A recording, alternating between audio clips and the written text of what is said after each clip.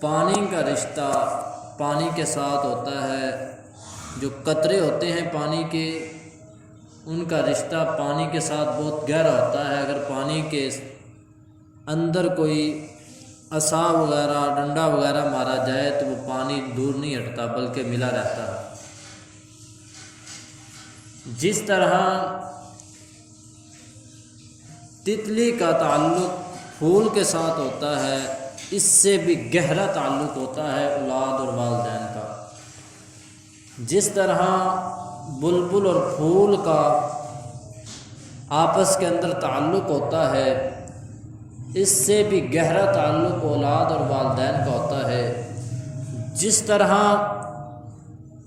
سورج اور اس کی شعاعوں کا تعلق ہوتا ہے، اس سے بھی بڑھ کر اولاد اور والدین کا تعلق ہوتا ہے۔ حتیٰ کہ جتنے بھی رشتے ہیں، سب رشتوں سے بڑھ کر جو تعلق ہوتا ہے، رشتہ ہوتا ہے، وہ والدین کا ہوتا ہے۔ ممکن نہیں ہے لیکن ہو سکتا ہے کہ سورج کی شعاعیں سورج سے جدا ہو جائیں، پھول سے بلبل دور ہو جائے، لیکن والدین اور اولاد کا رشتہ ایسا ہے جو کبھی ٹوٹتا نہیں ہے۔ ہو سکتا ہے کہ باقی جتنے رشتے ہیں ان کو انسان توڑ دے، لیکن والدین کا ایسا رشتہ ہے جس کو انسان توڑ نہیں سکتا۔ مثال کے طور پر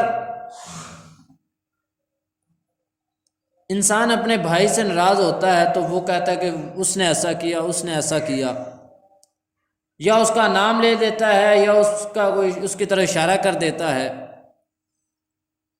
لیکن جب ماں باپ کے بارے میں وہ بات کرتا ہے کہ ماں باپ نے ایسا کیا، تو وہ کہتا ہے میری ماں نے ایسا کیا ہے یا میرے باپ نے ایسا کیا ہے۔ یعنی کہ وہ اپنے والدین کو نام سے نہیں پکارتا، اشارہ نہیں کرتا، بلکہ کہتا ہے میری ماں نے ایسا کیا، باپ نے ایسا کیا، کیونکہ یہ بہت گہرا تعلق ہوتا ہے اولاد کا اور والدین کا۔ اور اگر کسی ماں کے سامنے اس کے بیٹے کو تکلیف دی جائے تو وہ کہتی ہے مجھے تکلیف پہنچا لو، میری اولاد کو کچھ نہ کہنا۔ اگر کسی کے بیٹے کو، کسی کی اولاد کو آگ کے اندر جلایا جائے، دنیا کی آگ کے اندر، تو وہ ماں کہتی ہے کہ مجھے جلا دو لیکن میری اولاد کو چھوڑ دو۔ الغرض ماں اپنی گود کو تو خالی ہوتا دیکھ سکتی ہے، لیکن اپنی اولاد کی تکلیف برداشت نہیں کر سکتی۔ تو جب دنیا کی تکلیف ہم اپنی اولاد کے لیے برداشت نہیں کر سکتے، تو پھر ہم اپنی اولاد کو جہنم کے اندر گرتا دیکھ کر کس طرح برداشت کر سکتے ہیں؟ کہ ہماری اولاد جہنم کے اندر گرے، یہ ہم کس طرح برداشت کر سکتے ہیں؟ آپ کہیں گے کہ یہ کیسے ہو سکتا ہے کہ والدین یا ماں اپنے بیٹے کو جہنم کے اندر گراتی ہے؟ آقا علیہ الصلاۃ والسلام نے ارشاد فرمایا کہ والدین اولاد کے لیے جنت بھی ہیں اور جہنم بھی ہیں۔ اولاد چاہے تو والدین کی خدمت کر کے جنت حاصل کر لی، اگر چاہے تو نافرمانی کر کے جہنم خرید لے۔ اسی طرح جس طرح والدین اولاد کے لیے جنت بھی ہیں، جہنم بھی ہیں، اسی طرح اولاد بھی والدین کے لیے جنت بھی ہے اور جہنم بھی ہے۔ کہ اگر انسان اپنی اولاد کی تربیت اچھی کرتا ہے تو پھر یہ اولاد اس کو جنت کے اندر لے جائے گی، لیکن اگر انسان اپنی اولاد کی تربیت نہیں کرتا تو یہی اولاد اسے جہنم کی طرف لے جائے گی۔ اہل عقل لوگ، دانشور لوگ کہتے ہیں کہ ایک مثالی معاشرہ جس کی لوگ مثالیں دیں کہ یار یہ معاشرہ بہت اچھا ہے، عقل مند لوگ، دانشور لوگ کہتے ہیں کہ 3 چیزوں سے مثالی معاشرہ بن سکتا ہے۔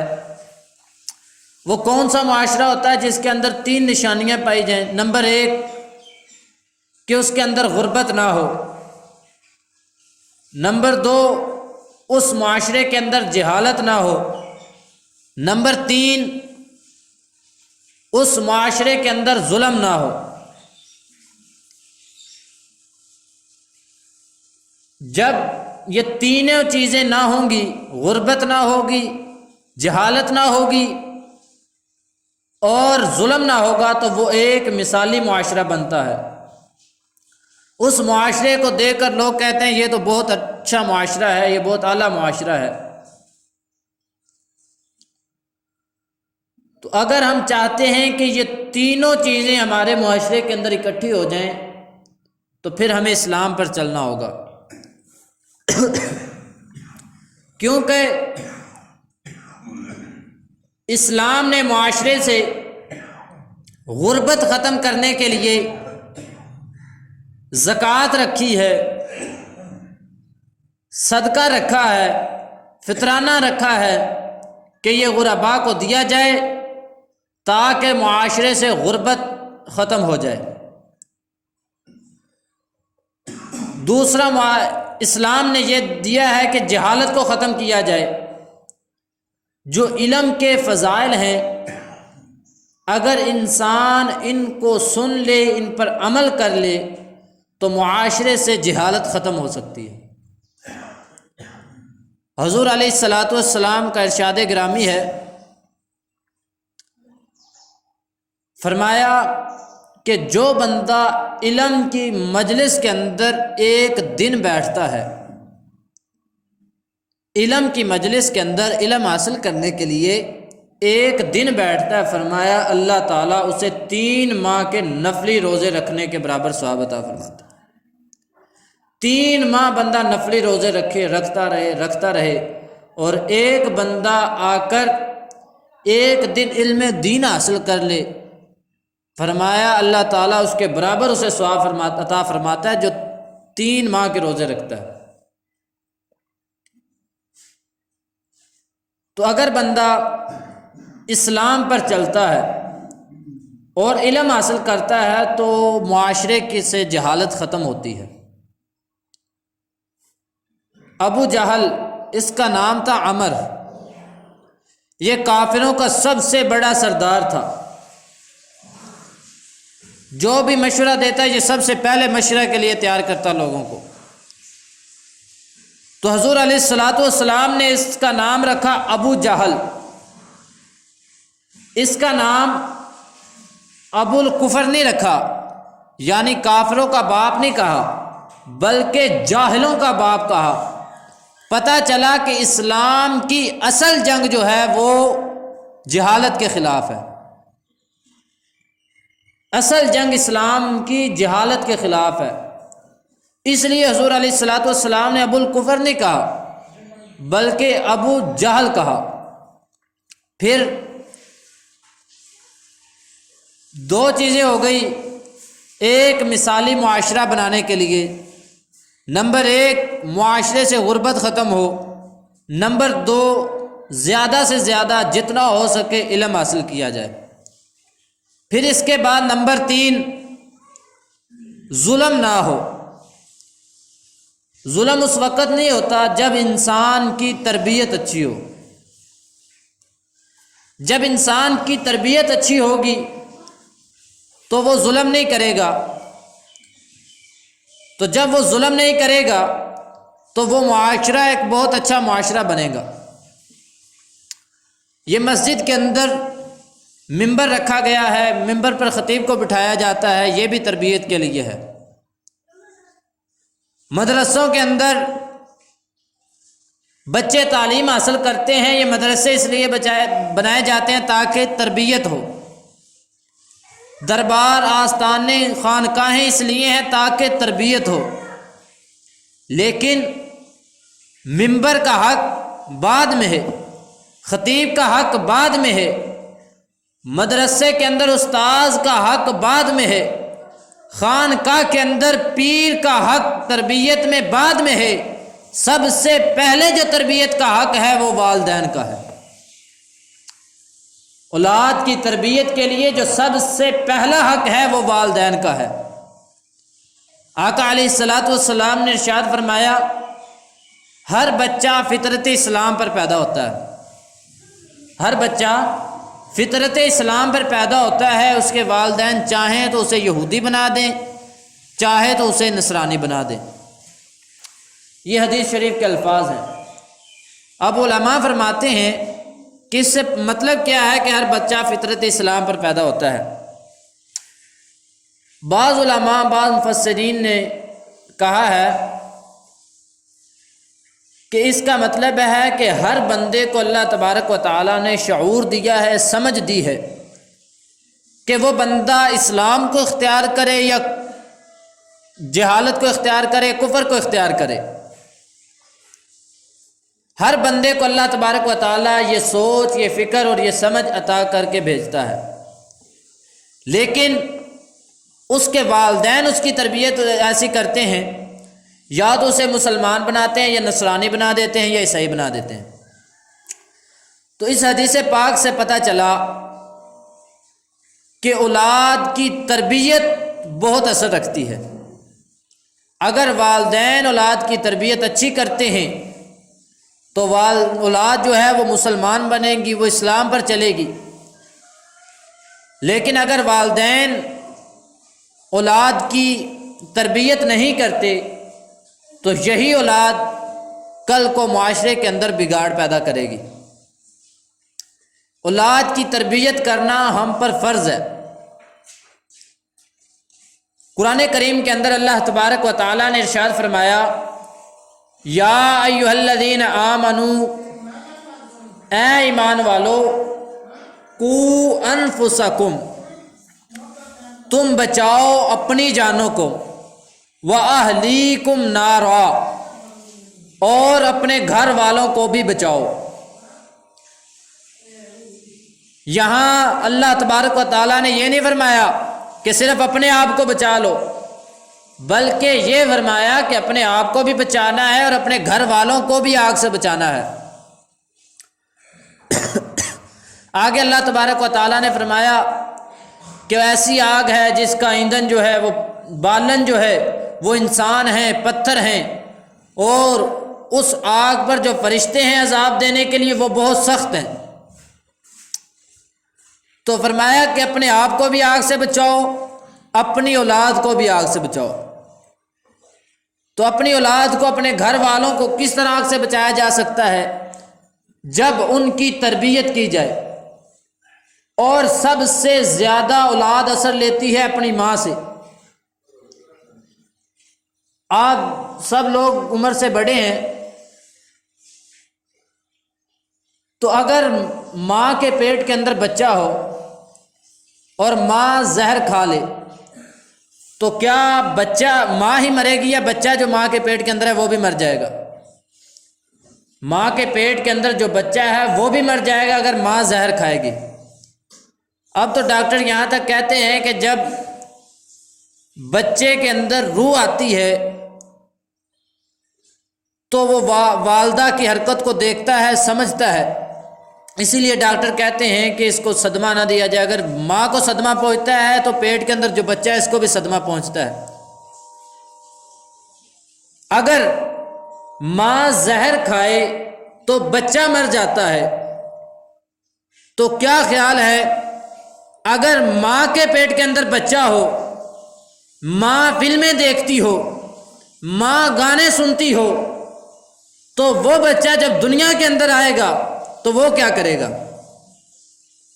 جب بچہ پیٹ کے اندر ہے ماں قرآن پڑھے گی، جب بچہ دنیا کے اندر آئے گا تو بچہ بھی قرآن پڑھے گا۔ لیکن آج ہم کہتے ہیں جب بچے چھوٹے ہوتے ہیں یار چلو یہ بڑے ہو جائیں گے، آہستہ آہستہ سمجھ جائیں گے۔ حضور نے ارشاد فرمایا کہ جب 7 سال کی عمر ہو جائے تو اپنے بچوں کو نماز سکھاؤ، اپنے بچوں کو نماز پڑھاؤ، پڑھنے کا حکم دو، اور جب 10 سال کے ہو جائیں تو انہیں مار کر نماز پڑھاؤ۔ تو حضور علیہ الصلاۃ والسلام کے فرمان کا مطلب یہ ہے کہ اصل عمر جو ہے وہ یہ 7 سال سے 10 سال کی ہے، جس کے اندر ہم نے اپنی اولاد کی تربیت کرنی ہے۔ اگر اس عمر کے اندر اگر ہم لاپرواہی کرتے رہے کہ یار چلو بڑے ہو جائیں گے تو سمجھ جائیں گے، تو پھر جب یہ بڑے ہوں گے تو یہ معاشرے کے اندر بگاڑ پیدا کریں گے۔ آج ہمارا سب سے بڑا جو اولاد کے بارے میں ناشکری ہوتی ہے وہ یہی ہے کہ اولاد ہمارا کہا نہیں مانتی، ہاں اولاد اپنی من مرضی کرتی ہے۔ حضور علیہ الصلاۃ والسلام نے ارشاد فرمایا اپنی اولاد کو 3 چیزیں سکھاؤ۔ فرمایا نمبر 1 میری محبت، نمبر 2 میری اہل بیت کی محبت، نمبر 3 اچھا اخلاق سکھاؤ۔ تو جب ہم اپنی اولاد کو حضور علیہ الصلاۃ والسلام کی محبت نہیں سکھائیں گے، جب ہم اپنی اولاد کی تربیت ایسے نہیں کریں گے جس طرح شریعت مطہرہ نے ہمیں حکم دیا ہے، تو کیا ہم یہ امید کر سکتے ہیں کہ یہ اولاد ہمارا کہا مانیں گی؟ آج اگر کوئی کہتا ہے کہ میری اولاد نافرمان ہے، میری اولاد بات نہیں مانتی، تو اس سے سوال یہ ہے کیا تو نے حضور علیہ الصلاۃ والسلام کا فرمان مانا ہے؟ کیا تو نے حضور علیہ الصلاۃ والسلام کے طریقے پر عمل کیا ہے؟ جو آج تو شکوہ کر رہا ہے کہ اولاد کہا نہیں مانتی۔ اگر ہم چاہتے ہیں کہ اولاد ہمارا کہا مانے، اولاد ہماری فرما بردار ہو جائے، تو ہم اپنی اولاد کی تربیت شریعت مطہرہ کے اندر ڈالیں۔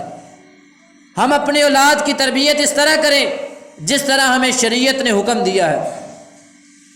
لیکن آج ہم اگر اولاد کی تربیت کرتے ہیں تو وہ دنیا داری کے لحاظ سے کرتے ہیں کہ بیٹا تیرے چچا کا بیٹا فلاں افسر بن گیا، تو نے اس سے بڑا بننا ہے، تیرا فلاں جو رشتہ دار ہے وہ اس عہدے پر ہے، تو نے اس سے بڑھ کر عہدہ حاصل کرنا ہے۔ ہم نے اپنی نصیحتوں سے، اپنی تربیت سے اللہ کا ذکر ہٹا دیا، اللہ کے ذکر کو نکال دیا، علم دین کو نکال دیا، تو ہماری نصیحتوں سے اثر ختم ہو گیا۔ اگر ہم اپنی نصیحت کے اندر دین اسلام کی بات کرتے کہ بیٹا جو بھی ہو جائے، حالات جیسے بھی آ جائیں، تو نے صرف حلال کمانا ہے، تو نے حلال کما کر اپنا پیٹ بھرنا ہے، حرام نہیں کمانا، تو پھر اولاد کے ذہن کے اندر یہ بات بیٹھ جاتی کہ یار ہمارے والد نے یہ نصیحت کی ہے، ہماری تربیت حلال مال سے ہوئی ہے، ہماری تربیت اس طرح ہوئی ہے کہ ہم نے حرام نہیں کھانا، تو وہ بچہ کبھی بھی حرام نہیں کمائے گا۔ اگر ہم اپنے اولاد کی اس طرح تربیت کریں کہ بیٹا تو جہاں بھی چاہے چھپ جائے، جتنی مرضی پہاڑوں کی اوڑوں کے اندر چلا جائے، مضبوط قلعوں کے اندر چلا جائے، اگر تو وہاں بھی گناہ کرے گا، ہو سکتا ہے دنیا دار تجھے کوئی نہ دیکھے، خدا تجھے وہاں بھی دیکھ رہا ہوگا، تو پھر اولاد کے ذہن کے اندر یہ خیال ہوگا کہ یار میں نے گناہ نہیں کرنا، اگرچہ میرا باپ نہیں دیکھ رہا، اگرچہ میرے والدین نہیں دیکھ رہے، لیکن خدا تو مجھے دیکھ رہا ہے۔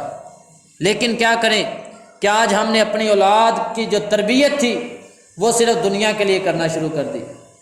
اپنی اولاد کی تربیت کرتے ہیں دنیا کی حد تک۔ حضرت شیخ کرمانی رحمۃ اللہ علیہ ایک اللہ کے ولی گزرے ہیں، اور یہ شاہی خاندان سے تعلق رکھتے تھے۔ ان کی ایک بیٹی تھی، تو انہوں نے اپنی بیٹی کی تربیت بہت خوبصورت انداز کے اندر کی، بہت خوبصورت لب و لہجے کے اندر کی، شریعت مطہرہ کے مطابق اپنی بیٹی کی جو تربیت تھی وہ کی۔ ایک دن بادشاہ نے شیخ کرمانی رحمۃ اللہ علیہ کو بلایا اور فرمایا، کہنے لگا بادشاہ کے شیخ کرمانی اپنی بیٹی کا نکاح مجھ سے کر دو۔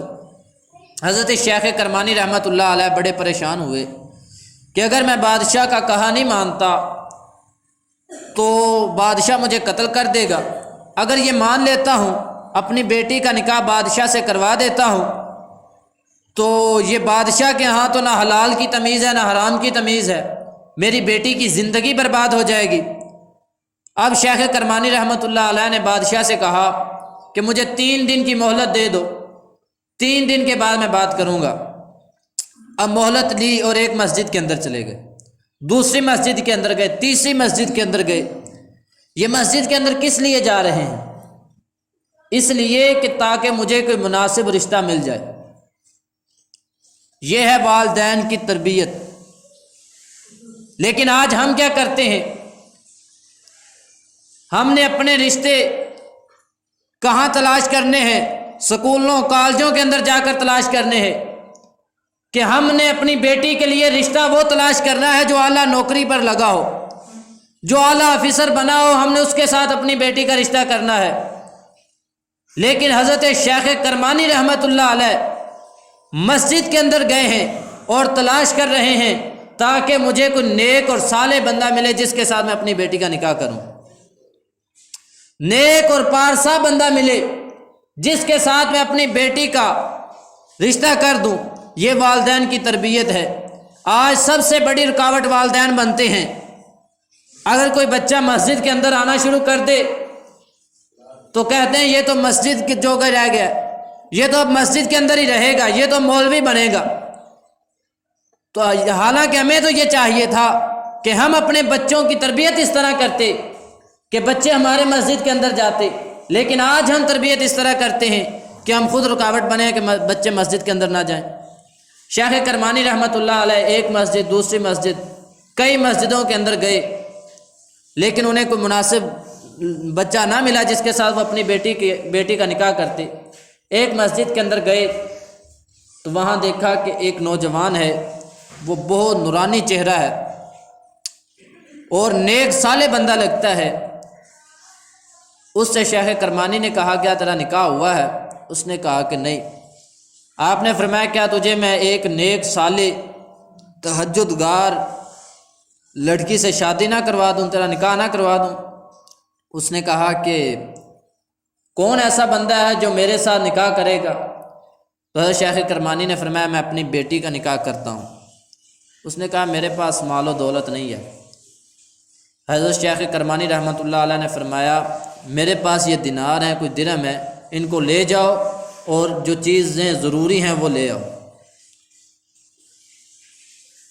یہاں جب تک رشتے مسجدوں کے اندر تلاش کیے جاتے تھے اور نیک اور پارسا لوگوں کو تلاش کیا جاتا تھا، اس وقت تک بیٹے جو تھے وہ بابا فرید پیدا ہوتے تھے، اس وقت جو اولاد تھی غوث اعظم پیدا ہوتے تھے، وہ داتا صاحب پیدا ہوتے تھے۔ لیکن جب سے ہم نے رشتوں کا معیار بدل دیا ہے، اس طرح سے اس وقت سے لے کر آج تک لوگ یا تو وہ ایکٹر پیدا ہو رہے ہیں یا سنگر پیدا ہو رہے ہیں۔ پھر ہم کہیں کہ یار ہماری اولاد ہمارا کہا نہیں مانتی۔ یہ بات ہے تربیت کی۔ شیخ کرمانی نے جب اپنی بیٹی کا نکاح کیا تو شام کو جب ان کی بیٹی اس لڑکے کے گھر گئی تو کیا دیکھا کہ ایک صراحی ہے، اسی کے اوپر ایک روٹی رکھی ہوئی ہے۔ تو اس لڑکی نے کہا اس لڑکے سے کہ یہ روٹی ہم نے کھانی ہے۔ اس نے کہا نہیں، یہ روٹی جو ہے نا یہ صبح کھا لیں گے، آج تو ہم نے کھا لیا۔ اب وہ لڑکی کہنے لگی کہ مجھے میرے باپ کے پاس واپس چھوڑو۔ وہ کہنے لگا، جو لڑکا تھا وہ کہنے لگا میں تو پہلے ہی کہتا تھا کہ یہ شاہی خاندان کی رہنے والی ہے، شاہی محلوں کے اندر رہنے والی ہے اور یہ شاہی بادشاہوں والا کھانا کھانے والی ہے، یہ روٹی تو نہیں کھا سکے گی، میرے گھر کے اندر تو نہیں رہ سکے گی۔ اب اس لڑکی نے کہا تو سوچ کیا رہا ہے؟ اس نے کہا کہ میں یہ سوچ رہا ہوں کہ تو نے کہا ہے یہ میں روٹی کل نہیں کھا سکوں گی، یہ روٹی تو اس لیے کہہ رہی ہے کہ یہ روٹی کل کو جو ہے وہ نہیں تو کھائے گی۔ تو اس لڑکی نے جواب دیا، اس نے کہا کہ تجھے نہیں پتا کہ میرے والد نے تو کہا تھا کہ وہ بہت نیک ہے اور پرہیزگار ہے، تقوی والا ہے، لیکن تیرا تو توکل اللہ پر ہے ہی نہیں، تیرا بھروسہ تو اللہ پر ہے ہی نہیں۔ میں اس لیے نہیں کہہ رہی کہ یہ روٹی جو ہے وہ میں کل کو نہیں کھاؤں گی، میں اس لیے کہہ رہی ہوں کہ اگر تیرا توکل، تیرا بھروسہ اللہ پر ہوتا تو یہ روٹی تو کبھی جمع کر کے نہ رکھتا۔ یہ تربیت تھی اس وقت کی کہ والدین نے اولاد کی تربیت اس طرح کی تھی۔ لیکن آج ہم اس طرح کی تربیت تو نہیں کر سکتے، لیکن کم از کم اتنی تربیت تو کر سکتے ہیں کہ کل کو ہماری بیٹی جا کر اپنے شوہر کو کہے کہ اگر کمانا ہے تو حلال کما کر لا، اگر حرام کمائے گے تو میں تیرے گھر کے اندر نہیں رہوں گی۔ لیکن ہماری آج کی تربیت یہ ہے کہ بیٹیاں شوہر کو کہتی ہیں کہ جہاں سے مرضی کما کے لا، حرام ہے حلال ہے ہمیں اس کی نہیں خبر، لیکن تو نے ہمیں کما کر لا کر دینا ہے۔ اس لیے یہ تربیت ہماری نہیں ہے۔ اگر ہم اپنی اولاد کی تربیت کرتے تو یہ معاشرے کے اندر اتنا بگاڑ پیدا نہ ہوتا۔ ہم نے اپنے معاشرے کے اندر جو بگاڑ پیدا کیا یہ صرف اسی وجہ سے کیا ہے کہ ہم نے اپنی اولاد کی تربیت کو چھوڑ دیا۔ ہم نے دو صرف اصول رکھے ہیں تربیت کے، یا بالکل انہیں چھوڑ دو یا ان پر ہر وقت سختی کرو۔ یہ دونوں ہی پہلو جو ہیں یہ شریعت کے خلاف ہیں۔ پہلے خود اپنے آپ کو شریعت مطہرہ کے سانچے کے اندر ڈھالو، پہلے خود شریعت مطہرہ پر چلو، اور پھر اپنے بچوں کے دلوں کے اندر اللہ کا خوف پیدا کرو۔ اپنا خوف نہیں پیدا کرنا، اپنا دبدبا نہیں پیدا کرنا، بلکہ اپنے بچوں کے ذہن کے اندر اللہ کا خوف پیدا کرنا ہے۔ حضرت امام مالک رحمۃ اللہ علیہ، آپ کے استاذ گزرے ہیں ربیہ بن فروغ۔ حضرت ربیہ بن فروغ حضرت امام مالک رحمۃ اللہ علیہ کے استاذ ہیں۔ آپ کے والد ربیہ کے والد فروغ جنگ کے اندر چلے گئے اور ان کی بیوی حاملہ تھی، اور 30,000 دینار دے کر گئے کہ جو میری اولاد ہو ان کی تربیت کرنی ہے، اور گھر کا جو مال ہے اس گھر کے اندر جو ضروریات ہیں اس کے اندر خرچ کرنا ہے۔ اب حضرت فروغ جنگ کے اندر چلے گئے، 27 سال کے بعد گھر واپس آئے حضرت فروغ، امام مالک کے استاذ کے والد۔ جب گھر کے اندر آئے دروازہ کھٹکھٹایا تو حضرت ربیہ دروازہ کھولنے کے لیے آ رہے تھے، لیکن دیر ہو گئی۔ وہ چونکہ ایک سپاہی تھے اور دروازے کو تھوڑے سے زور سے ہلایا، دروازہ کھل گیا۔ جب گھر کے اندر داخل ہوئے تو حضرت ربیہ کہنے لگے تجھے تمیز نہیں ہے گھر کے اندر آنے کی؟ تجھے پتہ نہیں ہے کہ گھر کے اندر آنا ہے؟ میرا گھر ہے اور تو بغیر اجازت کے گھر کے اندر آ گیا ہے۔ اب فروغ کہنے لگے کہ یہ گھر تو میرا ہے، 27 سال کے بعد ملاقات ہوئی، ابھی تک باپ اور بیٹے نے آپس میں ایک دوسرے کو پہچانا نہیں، جانتے نہیں ہیں۔ اب باپ بیٹے سے کہہ رہا ہے کہ یہ گھر تو میرا ہے، تو جوان اس گھر کے اندر کیا کر رہا ہے؟ اتنے کے اندر حضرت ربیہ کے جو شاگرد تھے وہ بھی آ گئے اور ایک دوسرے پر تلوار چلانے لگے۔ اتنے سے حضرت ربیہ کی والدہ اندر سے نکلی، کہنے لگی ربیہ خبردار، یہ تیرا باپ ہے، اس کے قدم چوم۔ حضرت ربیہ کے ہاتھوں سے تلوار گر گئی اور اپنے باپ کے گلے لگے اور باپ کے ہاتھ اور پاؤں کو چوما۔ جب باپ آ کر بیٹھا، کھانا کھایا، ظہر کی اذان ہوئی تو کہنے لگا اپنی بیوی سے کہ جو میں نے تجھے پیسے دیے تھے وہ کہاں خرچ کیے ہیں؟ یہ پہلے کے لوگ تھے جو اپنے گھر کے اندر اتنی خبر رکھتے تھے کہ ہماری جو رقم ہے یہ کہاں خرچ ہوئی ہے، لیکن آج ہم نے کبھی نہیں پوچھا کہ یہ رقم آئی کہاں سے، یہ گئی کہاں پر، کیونکہ ہم نے اپنے گھروں کو کے اندر اختیار دے دیا ہے۔ اور جب ہم نے اپنے گھروں کے اندر یہ خود اختیار دے دیا ہے، خود مختاری انہیں دے دی ہے، تو پھر ہمارے معاشرے کے اندر بگاڑ پیدا ہو گیا۔ جب حضرت ربیہ کے والد نے پوچھا کہ تو نے یہ جو دینار تجھے دیے تھے یہ کہاں خرچ کیے ہیں، تو کہنے لگی کہ نماز کا وقت ہو گیا، نماز پڑھ کے آؤ تو پھر تجھے بتاتی ہوں۔ حضرت ربیہ کے والد مسجد نبوی کے اندر گئے، نماز پڑھی۔ نماز پڑھنے کے بعد کیا دیکھتے ہیں کہ ان کا بیٹا ربیہ جو ہے وہ درس حدیث دے رہا ہے، اور نمازی جو ہیں وہ نماز پڑھ کر قرآن حدیث کا جو مفہوم ہے، حدیث ہے، وہ سن رہے ہیں۔ حضرت ربیہ کے جو والد ہیں فروغ، وہ پیچھے بیٹھ کر رونے لگے، اتنے روئے، روتے روتے گھر آئے۔ بیوی نے کہا کیا وجہ، کیوں رو رہے ہو؟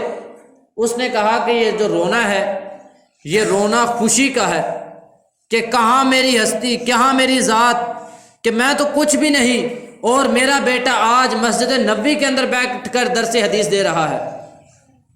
تو وہ کہنے لگی کہ اے فروغ، کیا 30,000 کا حساب جو ہے وہ زیادہ اہم ہے یا تیرا بیٹا جو حدیث پڑھ رہا ہے یہ زیادہ اہم ہے؟ فروغ کہنے لگے کہ نہیں، مجھے کسی حساب کی ضرورت نہیں کہ میرا بیٹا جو ہے یہ درس حدیث دے رہا ہے۔ اب بیوی نے کہا کہ فروغ، جو تم مجھے پیسے دے کر گیا تھا وہ میں نے اپنے کپڑوں پر نہیں خرچ کیے، وہ پیسے میں نے اپنے فیشن پر نہیں خرچ کیے، بلکہ جو تو پیسے مجھے دے کر گیا تھا وہ میں نے تیرے بیٹے کی تربیت پر خرچ کیے ہیں۔ تو یہ حضرت ربیہ وہ ہیں جب ان کا وصال ہوا، حضرت امام مالک رحمۃ اللہ علیہ نے فرمایا کہ آج علم کی حلاوت دنیا سے چلی گئی ہے۔ یہ کس کا اثر ہے؟ یہ والدین، والدہ کی جو تربیت تھی اس کا اثر ہے۔ والد اتنا خوش ہوا، کس وجہ سے ہوا کہ میرا بیٹا آج حضور علیہ الصلوۃ والسلام کے فرامین سنا رہا ہے۔ لیکن آج ہم خوش کس بات پر ہوتے ہیں کہ ہمارا بیٹا بہت بڑا افسر بن گیا ہے، بہت بڑے اچھے عہدے کے اندر جو ہے وہ لگ گیا ہے، ہماری خوشی کی انتہا نہیں رہتی۔ لیکن جو علماء تھے ان کا جو نظریہ تھا وہ یہ تھا کہ ہماری خوشی اس میں ہے کہ جب ہمارا بچہ جو ہے وہ علم حدیث حاصل کرے، جو بچہ ہے وہ علم دین حاصل کرے۔ جب بچہ علم دین حاصل کرتا ہے، حضور علیہ الصلوۃ والسلام نے ارشاد فرمایا قیامت کے دن حافظ قرآن کے والدین کے سر پر تاج ہوں گے، اور وہ تاج اتنے، ان کی روشنی اتنی ہوگی جو سورج کی روشنی ہے یہ بھی اس کے آگے مدھم پڑ جائے گی۔ تو لیکن آج ہماری توجہ جو ہے وہ دین سے ہٹ گئی ہے، ہم نے اپنی اولاد کی تربیت چھوڑ دی ہے۔ تو آئیے آج ہم اپنی اولاد کی تربیت کریں۔ اگر ہم اپنی اولاد کی تربیت کر لیں گے تو یہ کل کو ہمارے لیے نفع بخش ہوگی، لیکن اگر اولاد کی تربیت نہیں کریں گے، قبر کے اندر بھی چلے گئے، گناہ اولاد کرے گی، اس کا جو گناہ ہے یہ والدین کو بھی پہنچے گا۔ کیوں پہنچے گا؟ اس لیے کہ والدین نے تربیت اچھی نہیں کی۔ تو اگر ہم چاہتے ہیں کہ ہماری اولاد نیک ہو تو ہمیں چاہیے کہ اپنی اولاد کی تربیت اچھی کریں، اپنی اولاد کو شریعت مطہرہ پر چلنا سکھائیں، اپنی اولاد کو حضور علیہ الصلوۃ والسلام کے طریقے پر چلنا سکھائیں، حضور علیہ الصلوۃ والسلام کی محبت اپنی اولاد کو سکھائیں کہ بیٹا جو بھی ہو جائے، جیسا مرضی وقت آ جائے، لیکن حضور علیہ الصلوۃ والسلام کی محبت نہیں چھوڑنی۔ اور دوسرا اہل بیت کی محبت، جب ہمیں خود ہی نہیں پتہ کہ اہل بیت کون ہے تو ہم اپنی اولاد کو کیا سکھائیں گے؟ لہٰذا ہمیں دین اسلام حاصل کرنا چاہیے، دین اسلام کی سمجھ کم از کم جو فرائض ہیں وہ تو ہمیں یاد کرنے چاہیے۔ اسی سلسلے کے اندر ہر ہفتے کو بعد نماز عشاء اس مسجد کے اندر درس حدیث کا سلسلہ رکھا ہوا ہے۔ تمام احباب کوشش کیا کریں کہ درس حدیث کے اندر شامل ہو، انشاءاللہ کچھ نہ کچھ فائدہ ضرور ہوگا۔ اور اگر آپ کوئی سوال کرتے ہیں تو اس سے ہمارے علم کے اندر بھی اضافہ ہوگا، آپ کے علم کے اندر بھی اضافہ ہوگا۔ اللہ تبارک و تعالی مجھے اور آپ کو عمل کی توفیق عطا فرمائے۔ وما علینا الا البلاغ۔